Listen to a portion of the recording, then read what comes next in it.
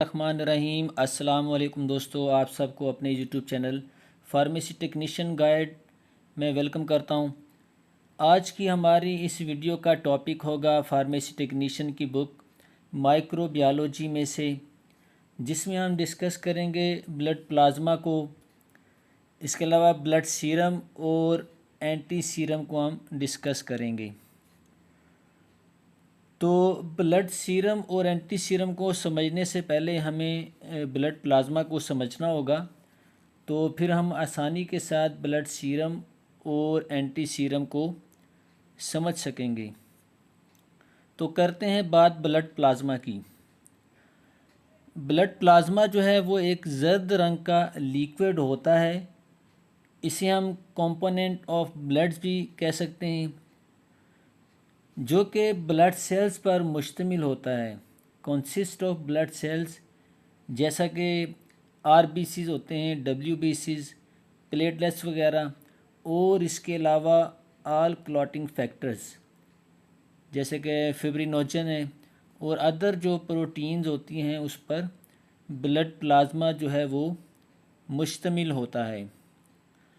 अब blood plasma जो है वो पूरी बॉडी का जो टोटल ब्लड का जो वॉल्यूम है उसका 55% जो है वो ब्लड प्लाज्मा होता है।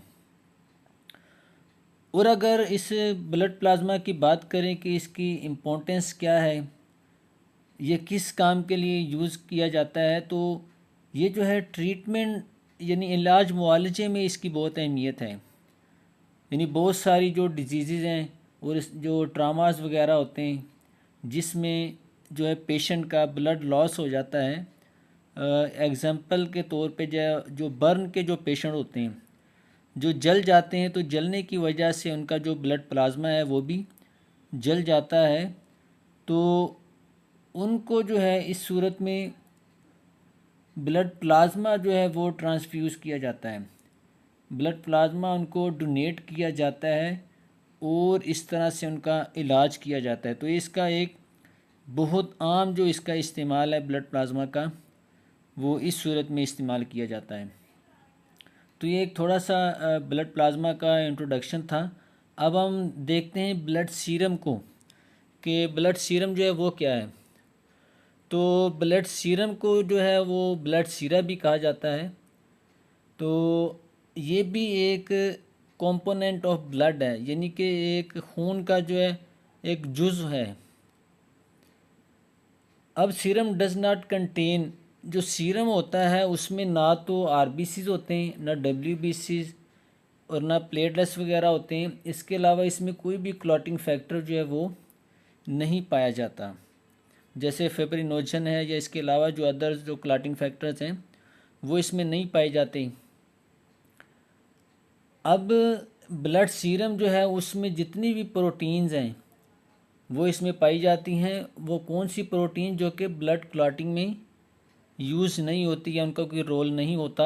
इसके अलावा जो इलेक्ट्रोलाइट्स हैं, एंटीबॉडीज़, एंटीजन्स, हार्मोन्स और कुछ जो बैरूनी जो सब्सटेंसेस हैं जैसा कि ड्रग्स वगैरह हैं या माइक्रो ऑर्गेनिज़म्स हैं, वो भी ब्लड सीरम में पाए जा सकते हैं। एक्चुअली जो ब्लड सीरम है वो ब्लड प्लाज्मा ही होता है, यानी विदाउट क्लॉटिंग फैक्टर्स। अगर ब्लड प्लाज्मा से हम क्लॉटिंग फैक्टर्स को अलग कर दें, तो रिमूव कर दें, तो वो ब्लड सीरम बन जाता है। और ब्लड सीरम की जो स्टडी होती है उसको सीरोलॉजी कहा जाता है। तो इसको भी आप ज़हन में रखें, ये आपको एमसीक्यूज़ में भी आ सकता है। और अब अगर शार्ट से इसके यूजेस की बात करें कि ब्लड सीरम जो है उसका इस्तेमाल कहाँ पे होता है, वो किस लिए इस्तेमाल किया जाता है, तो ब्लड सीरम जो है या ब्लड सीरा जो है वो डायग्नोस के लिए, यानी बहुत सारे जो हमारे लेबॉर्ट्री में जो टेस्ट होते हैं वो सीरम में होते हैं, जैसा कि ब्लड ग्रुपिंग है, ब्लड शुगर है, यूरिया, क्रिएटिनिन, एलएफटीज़ वगैरह हैं। इसके अलावा कार्डियक प्रोफाइल और जितने भी सीरोलॉजिकल टेस्ट हैं वो सीरम से ही किए जाते हैं। तो उम्मीद है कि आपको सीरम के बारे में भी कुछ समझ आई होगी। अब हम देख लेते हैं एंटीसीरा या एंटीसीरम क्या होता है?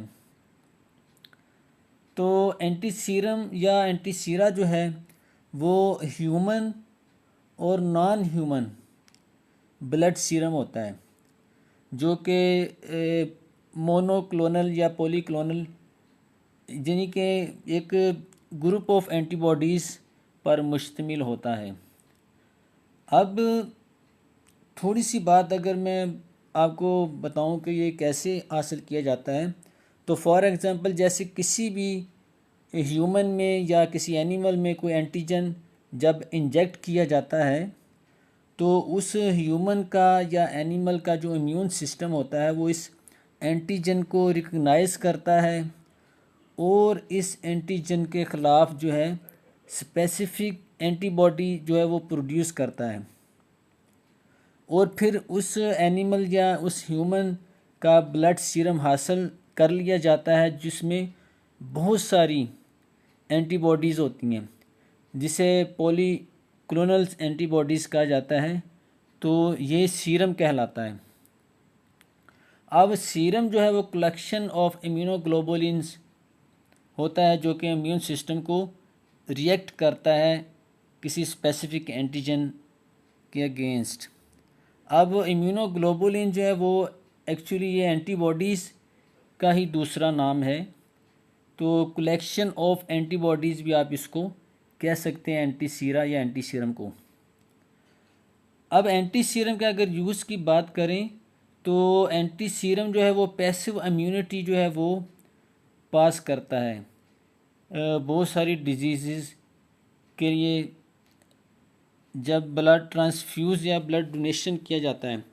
यानी कि इसकी एग्जांपल ये है, पैसिव इम्यूनिटी जो है वो एक्चुअली किसी और की जो इम्यूनिटी है जो किसी और बंदे ने बनाई और वो ब्लड डोनेशन के ज़रिए से किसी दूसरे इंसान में उसको मुंतकिल कर दिया जाए तो वो पैसिव इम्यूनिटी कहलाती है। अब the most common use of antiserum, antiserum के अगर इस्तेमाल की बात करें कि एंटीसीरम का इस्तेमाल कहाँ पे होता है, तो उसके लिए जब किसी इंसान को कोई स्नैक बाइट, कोई सांप उसको डस लेता है तो उसको उसके लिए जो है एंटीटॉक्सिन या एंटी विनोम जो देकर उसका इलाज किया जाता है। तो ये एंटीसीरम का जो है मोस्ट कॉमन यूज़ जो है रोज़मर्रा ज़िंदगी में किया जाता है। तो ये था एंटीसीरम के बारे में। तो ये थी एक शॉर्ट सी वीडियो। उम्मीद है कि दोस्तों आपको हमारी ये वीडियो जो है वो पसंद आई होगी। अगर आपको पसंद आई है तो इसको लाइक कर दें, अपने दोस्तों के साथ शेयर करें, और कमेंट्स अगर आप किसी किस्म का करना चाहते हैं तो वो आप कमेंट बॉक्स में कमेंट्स करें। तो इसके अलावा अगर आप हमारी फार्मेसी टेक्नीशियन कोर्स के लिए मज़ीद वीडियोस देखना चाहते हैं तो उसके लिए आप हमारे चैनल फार्मेसी टेक्नीशियन गाइड को सब्सक्राइब करें और बेल के आइकन को ज़रूर प्रेस कीजिएगा। इससे ये होगा कि आपको हमारे आने वाली वीडियोस जो है उसका नोटिफिकेशन मिलता रहेगा। तो थैंक्स फॉर वाचिंग दोस्तों, मिलते हैं एक नेक्स्ट वीडियो में, तब तक के लिए अल्लाह मुहाफ़िज़।